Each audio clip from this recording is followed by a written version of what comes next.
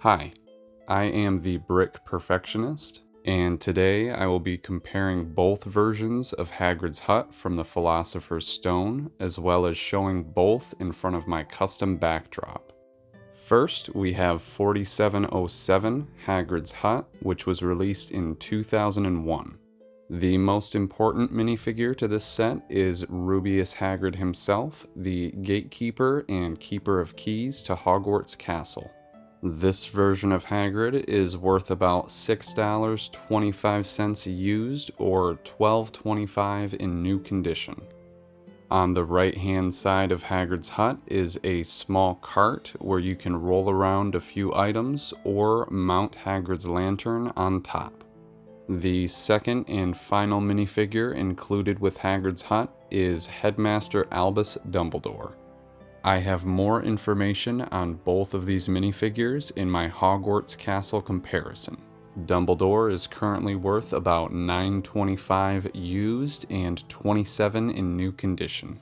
The next side build is a cage with a white rat. As a small play feature, you can remove the pin from the side and close up the cage. You can also decide to trap this poisonous neon orange spider. Moving on to Hagrid's hut, the roof is made from paper, which is connected at the bottom from some pins, and at the top with a rubber band. At the side of the roof is a tall black chimney, along with a tan owl perched up top. Down below is a window which faces the front of Hagrid's hut, as well as the front door, which can be opened by one of Hagrid's keys. On the left side is a pickaxe, which is leaning up against the mossy cobblestone wall. As well as some foliage, there is an identical print on the opposite side.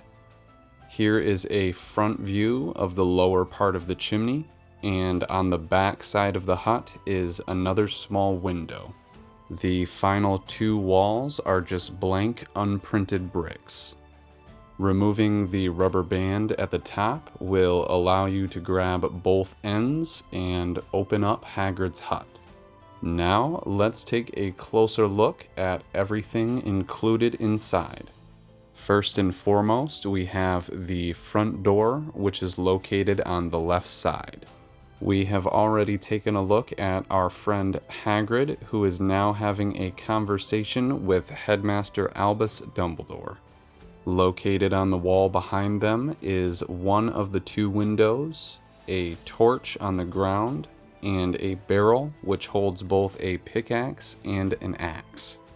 At the back wall is a small potions table holding two antique brass keys. It looks like that poisonous spider might have found its way through the secondary window at the back of the hut. At the side of the window is either a secret bookshelf or storage, which includes a dark gray book that has some very nice printing on each side. Let's hide that back inside and move over to the fireplace, which might have something else hiding behind the flames. The upper part of the chimney can be twisted around to reveal Hagrid's new pet, Norbert, the Norwegian Ridgeback dragon. Next to the fireplace, there is also a small table. Here is a closer look at how the roof connects to the hut. There are 8 different pins which run all the way along the bottom section of the roof, and at the top section are 4 different areas with studs connected together. Here is a quick demonstration on how everything closes back up and fits together nicely. Here is the backdrop that I created for Hagrid's hut, which took me a little bit over 4 hours and 15 minutes. This time I used 4 support beams as well as some other bricks to create my backdrop stand, which I would like to continue using for future backdrops. Next up, we have 76428 Hagrid's Hut, An Unexpected Visit. Hiding behind some pumpkins, we have our first minifigure, Draco Lucius Malfoy. This version of Malfoy is available in 5 different sets, and he is currently worth $3 used or $3.50 in new condition. This is also the first time that we've seen a LEGO version of Hagrid's dog, Fang the Boarhound. As a secondary build with Hagrid's hut, we also have a dog house with plenty of room to fit Fang inside. In front of Fang's doghouse is a stump which is clipped right to the base of Hagrid's hut. Here we will find some leaves in the new red-orange color. As previously mentioned, there are some pumpkins on the opposite side. The front door is surrounded in stone, and the roof is covered in plenty of moss and dead leaves. There is also a chimney, which includes a new piece resembling smoke. The hut is textured with different colors of stone, and that translates to the window on the other side. The corners of the roof section were built very nicely and close up as many gaps as possible, which is definitely one of the highlights of the build for me personally. At the back side of the hut is some more nice stone detailing, a window that Draco can peek through, and all 4 corners of the hut are held up by stone supports. This version of Hagrid's hut opens from the back end, although you have to remove the roof first and foremost. Now let's take a closer look at the interior of this year's Hagrid's hut. This version splits into a smaller section on the right, a middle larger section, and another small section on the left. There are 4 other minifigures to take a closer look at. First, we have Rubeus Hagrid, who is now wearing a slime-covered apron.